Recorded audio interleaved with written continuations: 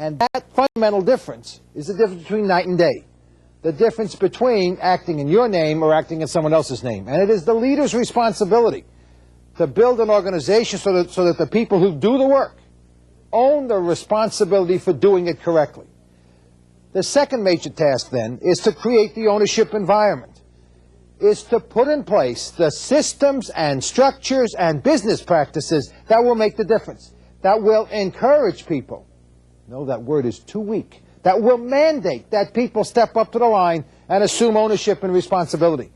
And the 6 systems we talked of previously, the performance agreement system, the information system, the reward system, the selection system, the performance appraisal system, and the personal career learning plan system, all of those 6 systems will help to create the context within which individuals understand that they must own their responsibility to do the job. Now, transferring ownership and then creating the environment are 2 important skills, 2 important tasks. But the third important task is a real big one, and that is to coach. Now, we understand what coaches do. The function of coaching is to coach the development of the individual's personal ability. A soccer coach never scores a goal. The way a soccer coach wins is by coaching the personal capability of the people, of the strikers, to score the goals. And it is the ability to score the goals and the coaching and development of that personal competence which is the coach's main task. Coaches do that by asking 2 sets of questions. And I need to tell you, this is very difficult work. It is, in fact, very challenging work. For most of us who have been trained and have spent most of our working lives as head buffaloes, we are accustomed to making decisions. We are accustomed to giving orders. In fact, almost every one of us has gotten to where we are because of our ability to give orders and make decisions quickly, and to make good decisions quickly, and get them done, and get them implemented. The coaching role is very different. The coaching role is to help other people make decisions by asking questions rather than by giving answers. And so the first set of questions we need to ask people, we need to help people figure out what they must be for their customers. What is the reality of the world within which they work? What is the reality within which they are dealing? What must they be for their customers? What must they deliver to their customers? And you ask questions like, what must you be? How do you know that? What information do you have? How well are we doing? How do you know that? What information do we have? What are our competitors doing? What are our partners doing that will help us deliver what we must be? That will help us teach reality of what we must be for our customers. The second subset of customers helps people see what they can be for themselves. Because the truth of the matter is that most of us play in a very short and limited field. Most of us play mostly within the goal box. We don't really see what the rest of the field looks like. We play half court rather than playing a whole field. We see ourselves as not being capable. We see ourselves as not being competent. Well, I can't do that. I have never done that before, so I don't think I can do that. A good coach helps people to raise their own expectations of themselves, helps people understand that they are more capable of being bigger and better and more competent than they really think they are. The third critical job of the leader going forward is coaching. Now, the fourth critical job is to do the few things you do best. Each and every one of us is good at a few things. Don't rob your team, don't rob your organization of the few things at which you're the best. So, for instance, in my organization, my partners in my organization, all of my 1,400 employees, tell me, you know, Belasco, you're a great guy. You own this place. You're wonderful. You started the place. You thought it up. We love you, right? But I'll tell you what. Don't make sales calls with us, eh? Because if you make sales calls with us, what you want to do is you want the job so badly you promise them anything. You make a whole set of promises, and we got to deliver on your promises. Please don't make sales calls with us. You know, we love to come and listen to you. You're a great speaker. But we're not going to tell you where the training's being held.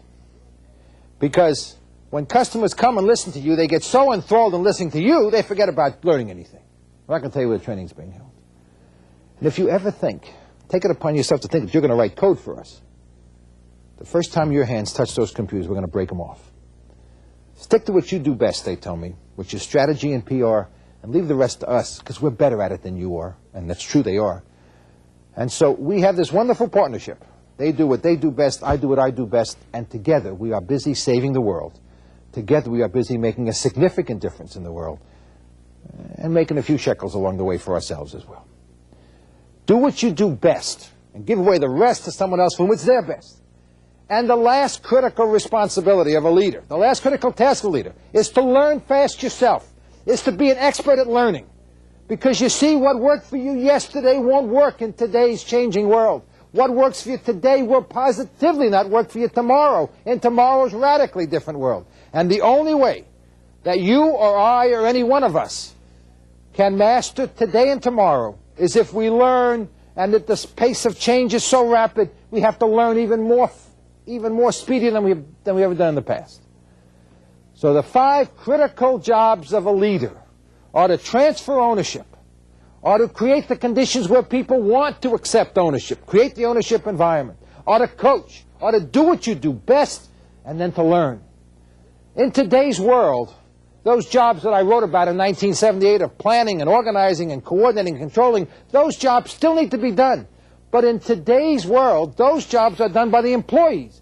They manage the company. And the managers now lead the organization. A very different role and a very different task. There are 2 processes which I've learned will help us move forward into this new world of the new management role, executing against these 5 current realities which we've talked, taking advantage of, capitalizing on these 3 terrible truths. This process is the performance interlock process. And there are 2 phases of this process. The first one is setting objectives, and the second one is taking actions. Let's look first at the process of setting objectives. Now, the process of setting objectives begins from a very different place than most objective setting processes begin. You see, most objective setting processes begin from the process or the place of where we are. It says, what will it take to improve 5% in our market share? Maybe we could shave 2 points off our cost structure. Everything begins from the present and migrates to the future. Well, the fact of the matter is, the unfortunate truth is that the present is a product of the past. So when we begin from the present to create the future, what we wind up doing is recreating the past in the future. Rather than doing that, what I propose is that we begin this objective setting process in the future.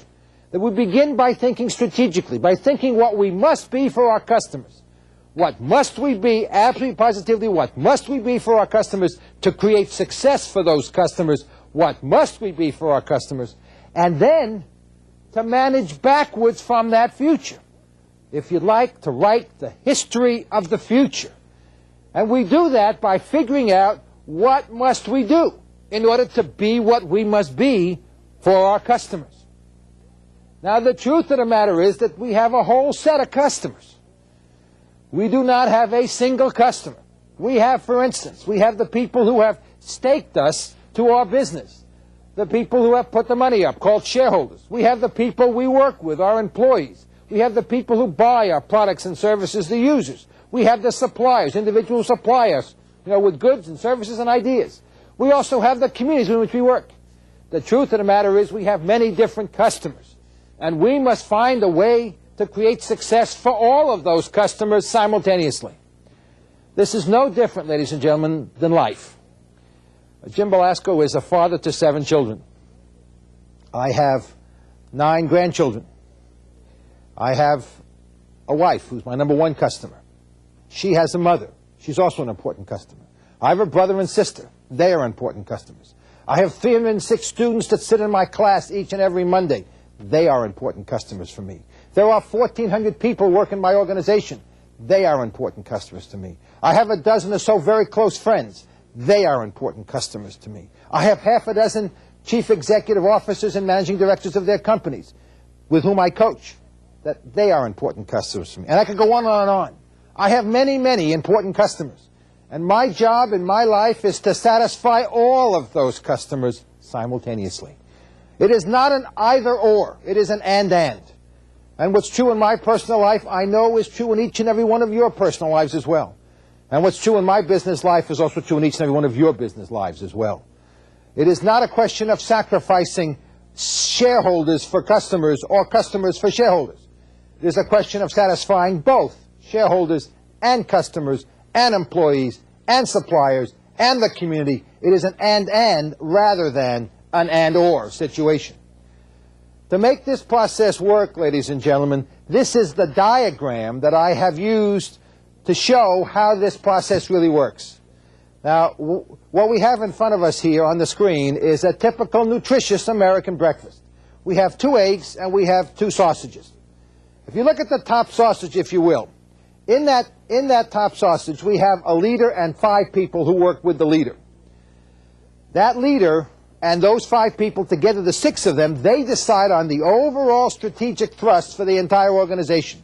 They decide on the market positioning, they decide on what the outcomes are going to be, and their strategic thrust and outcomes are all based upon what they must be and the organization must be to satisfy all 4 of their big C customers.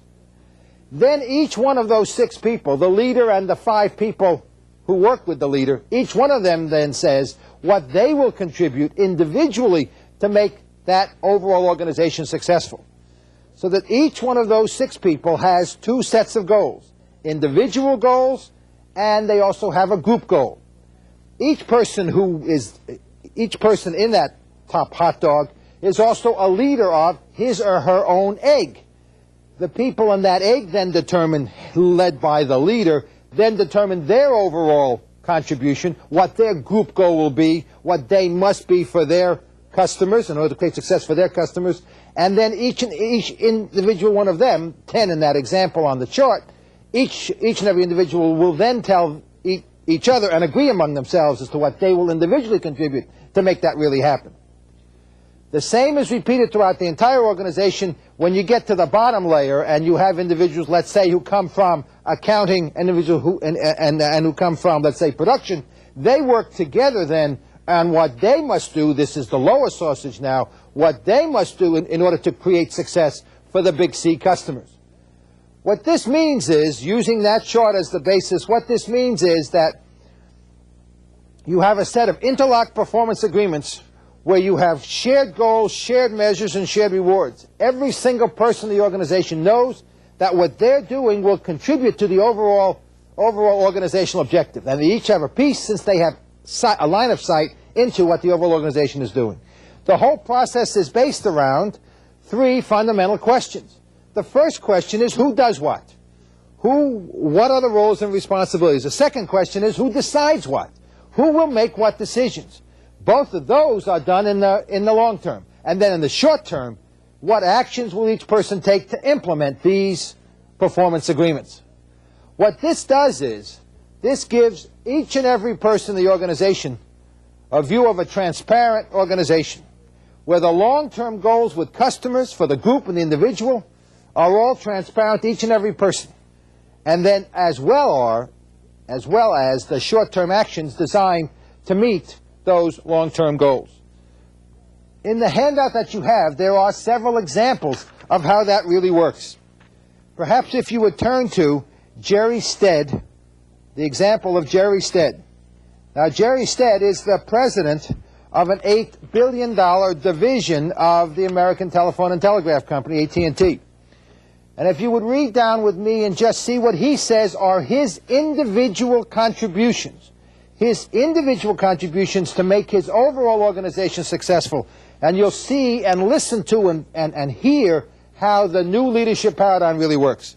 He says there are four contributions he will make. The first contribution is to create an environment of freedom, responsiveness, and accountability. The second, he says, that he will coach associates to develop their personal competence and then be a role model of coaching behavior for all associates. He will be a thought leader in strategy formulation, and then marshal support, transfer ownership, and coach competence in execution. Then the fourth thing he says he'll do is he will be an external spokesperson for business within AT&T and with its customers. This is an example of the leader. If you would then turn to, under the Johnsonville Foods Incorporated Performance Agreement for the Financial Services Team, for the 6-month period ending October 1993, this is actually taken off the Johnsonville Foods. They're about a $200 million sausage manufacturer in the northern part of the United States. And all of their 900 employees are on the electronic mail bulletin board, and each and every one of them shares these goals electronically so that all 900 people have line of sight in terms of what each and every one is doing. This is the financial services team. I'd like to just go over a few of the team objectives for the financial services team. Team objective number 1 is to define, design, and implement an accounting analysis function for Johnsonville which meets and exceeds the needs of internal and external customers. And here are the critical words, ladies and gentlemen, for actionable financial information by acting as a proactive in-house consulting service. Imagine a financial services organization that says they are going to provide actionable financial information, and they will be a proactive in-house financial consulting service. Look at the next one.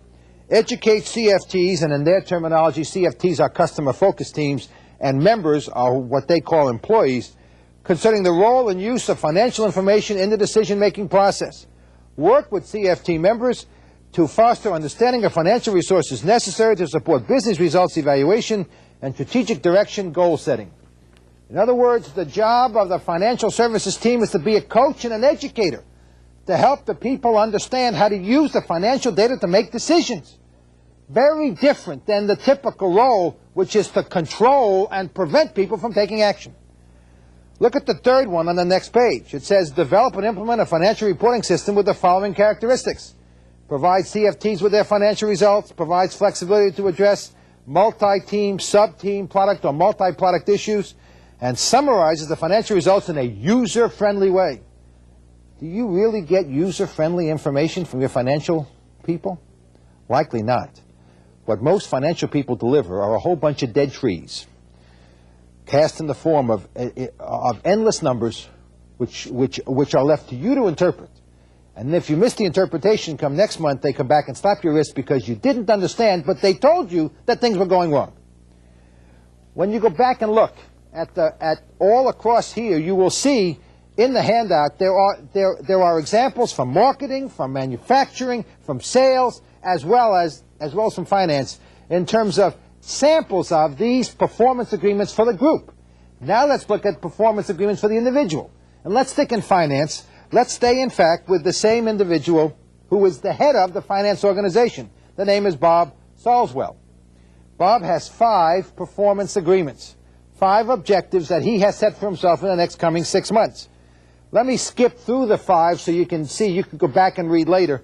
Number 1 is he said, I need to learn more about joint ventures, so therefore I'm going to learn more about joint ventures. Secondly, provide the leadership to assist all the CFTs in taking ownership, in focusing on achieving 10% after-tax profit. Let me just stop for a minute and just make a point right here. In the meat business in the United States, 1 to 1.5% net after tax is considered very good. In the meat business in the United States, last year, Ralph Stair reported 9.7% net after tax. And what he's looking for here is 10% after tax. Extraordinary performance using this management tool, using this management technique. 3 is to facilitate the strategy team. 4 is to be an active member of a customer-focused team, actually go out and work with customers directly one-on-one to help them understand how to use finances to make a good presentation, a winning presentation to a customer. And number 5, to coach members in terms of doing their jobs better. When you think about what the job of a financial leader is, these are the kinds of responsibilities you want a financial leader to have. Everybody has 2 sets of goals. These 2 goals are best explained in the next 2 questions. And in fact, there's a whole chart that talks about the performance interlock chart that you might look at, because these 2 questions come out of that chart.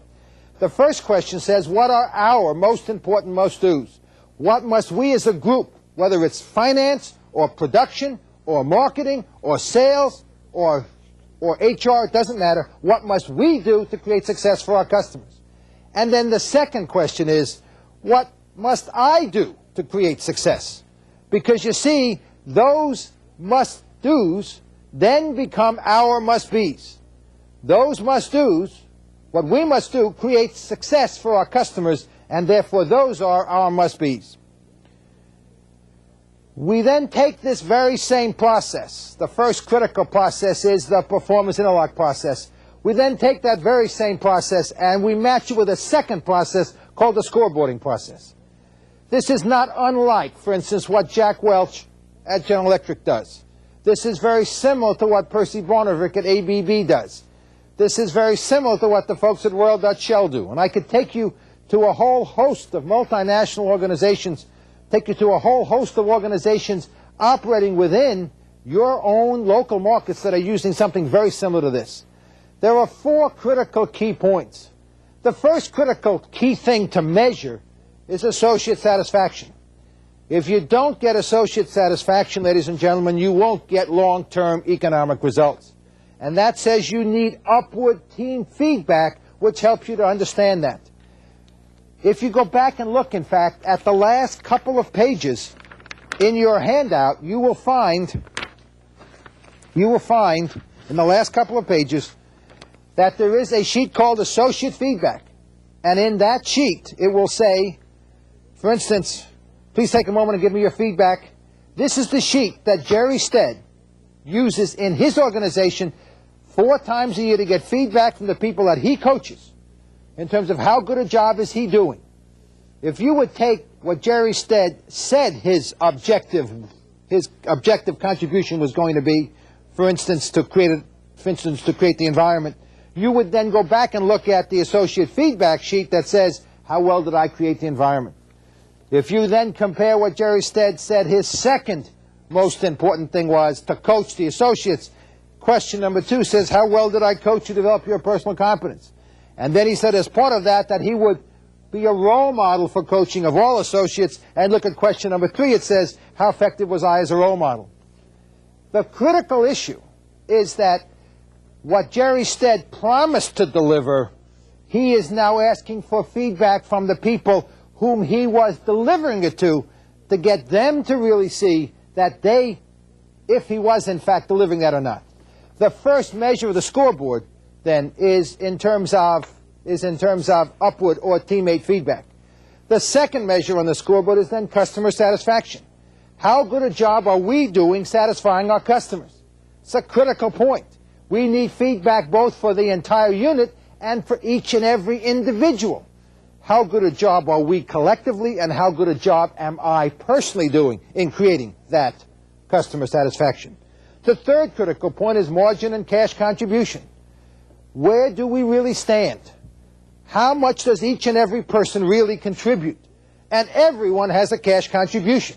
Every single individual, I don't care whether you are making a product where it's very simple to do because you got product costs right there, or you're selling a product, and that's very simple to do. Also because you really have a situation where you can keep track of what the costs of the sale are and what the margins are. But even in overhead activities, we in our organization, for instance, we benchmark our activities against the other organizations in our industry.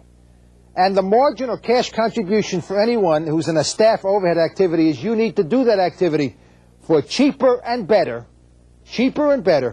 than the best in our industry. And that then becomes your cash contribution.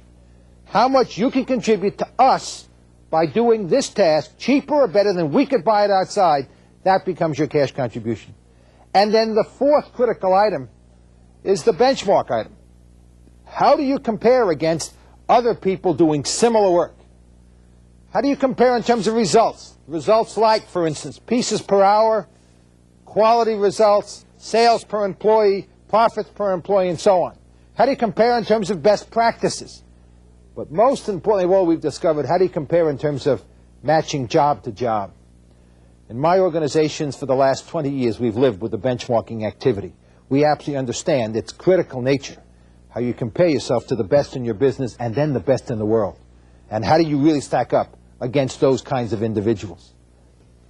But recently, we have begun the task of benchmarking jobs. And so one of the things, when the question came up at our semi-annual meeting, I volunteered to be one of the half a dozen people that went first in terms of this benchmarking activity. So we put together a group of 9 people, including myself, and we went out and we studied what makes for the best CEO. We studied what the characteristics were, and then we studied who best met those characteristics.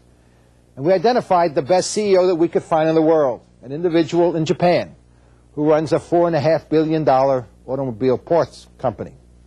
And the group of us trucked off to Japan to spend some time to figure out how he did what he did. And after a week of talking with him, watching him, talking with his people, watching them, talking to the customers, talking to the suppliers, we sat down individually, the 9 of us, and made up our little sheets.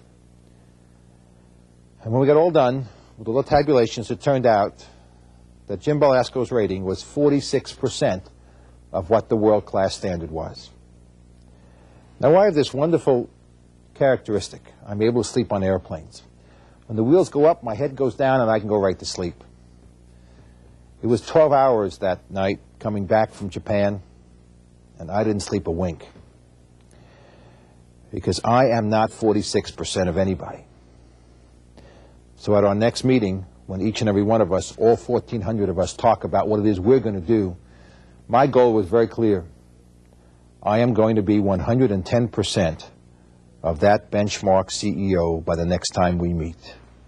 And that has become my obsession, my absolute obsession to be that. So that benchmarking is a considerable motivation. I can tell you the fire burns in my belly to make it that way. And I can tell you the fire burns in everybody else's belly when they compare how they stack up against everybody else. So 4 critical ways to keep track. If you're not keeping score, you're not playing the game. 4 critical ways to keep track. You want to measure associate satisfaction. You want to measure customer satisfaction. You want to measure cash contribution. Then you want to measure for each and every individual how they stack up in terms of a benchmark against the best in the world doing that kind of work with those kind of results using those kinds of systems. Those 2 processes, the performance interlock process and the scoreboarding process, are the 2 processes I've discovered that help us go forward, that help us manage horizontally, that help us focus everyone on creating customer success. Now, all of this is a planning process. All of this is just planning. Let's look at the last key point, which is how do we take action? Because nothing happens until we take action. Action is what makes the whole difference. If you go back and look at your handout material, you will find that, let's take a look at Bob Sawswell as an example, because we talked about him before. Bob Sawswell talks about action. And on the 3rd page of his, he talks about the items that he is going to do and the items that he has done. As an example, what he did in June on each of the weeks, and each of the half a dozen things he said were his most important things. These actions are shared throughout the entire organization. Each and every person at Johnsonville has the opportunity to look at this. In the Royal Dutch Shell organization, each and every individual, 138,000, has the opportunity to see what everyone else is doing, because if we're going to fly like a flock of geese, we absolutely, positively must have sight into what each and every one of us is doing. The performance interlock process and the scoreboarding process are ways for us to move forward, are ways for us to capitalize on the 5 themes I talked about, to deal with the terrible truths. There's one more terrible